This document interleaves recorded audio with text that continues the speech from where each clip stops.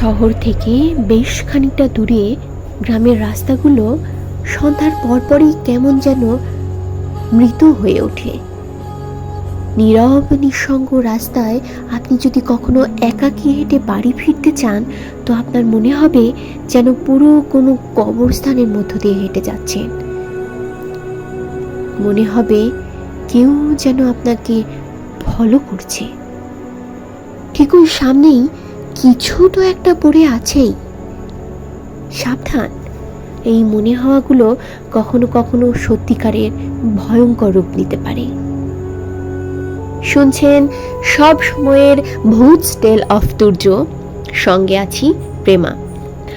আজকে আপনাদের সাথে আমার এক বন্ধুর ভৌতিক অভিজ্ঞতা শেয়ার করব। এইচএস পাশের পর পড়াশোনার জন্য ঢাকায় আসে আমার বন্ধু শৌখিন। তার বাড়ি উত্তরবঙ্গের পঞ্চগড় জেলায়। যেহেতু বেশ খানিকটা দূরে, তাই সে সহজে বাড়ি যেতে পারত না। বেশিরভাগ সময় হলেই থাকতো শৌখিন। তবে গত বছর শীতকালীন ছুটিতে বাড়িতে যাওয়ার পথে এই ঘটনা ঘটেছিল শৌখিনের সাথে। রাতে যেহেতু খুব ঠান্ডা পড়তো, তাই শৌখিন সকালের বাসের টিকিট কেটেছিল। শৌখিনের বাড়ি যেতে প্রায় 9 থেকে 10 ঘন্টা কিংবা কখনো কখনো তার বেশিও সময় লেগে যেত। আমাদের থেকে বিদায় নিয়ে বাসে উঠল শৌখিন। সকাল 10টায় তার বাস ছেড়ে দিল। যেতে যেতে প্রায় রাত 9:30 বেজে গেল।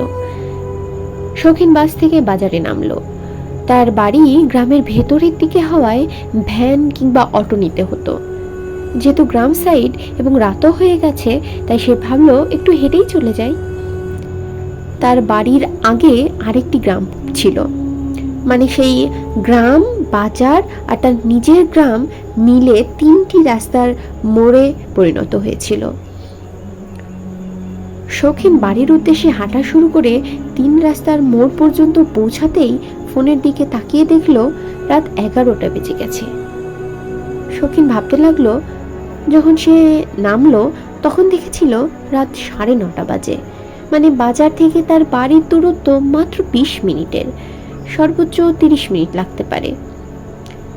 শৌখিন এত কিছু ভাবতে না পেরে শরীর ক্লান্ত লাগছে, তাই ভুল দেখেছে হয়তো মনে করে আবারও হাঁটতে শুরু করলো।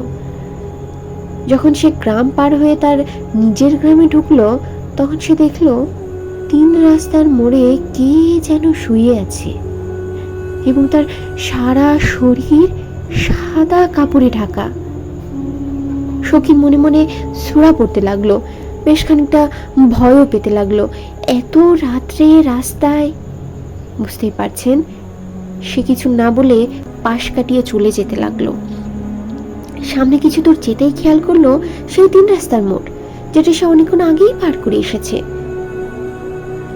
শৌখিন বেশ খানিকটা ভয় পেয়ে গেল এবং সে খুব জোরে দৌড়াতে শুরু করলো। হঠাৎই কিছু একটার গায়ে ধাক্কা লেগে পড়ে গেল।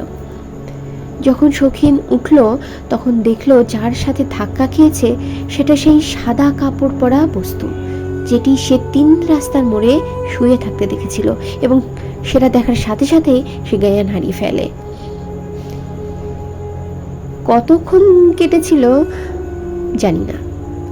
গ্রামের একজন মুরব্বী ফজরের নামাজ পড়ার জন্য বের হয়েছিলেন।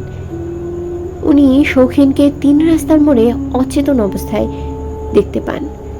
শৌখিনের ঠোঁটের এক পাশ কাটা ছিল এবং তার হাতে পায়ে আঁচড়ের দাগ এবং জখম ছিল। সেই মুরব্বী শৌখিনের চেনা পরিচিত ছিল।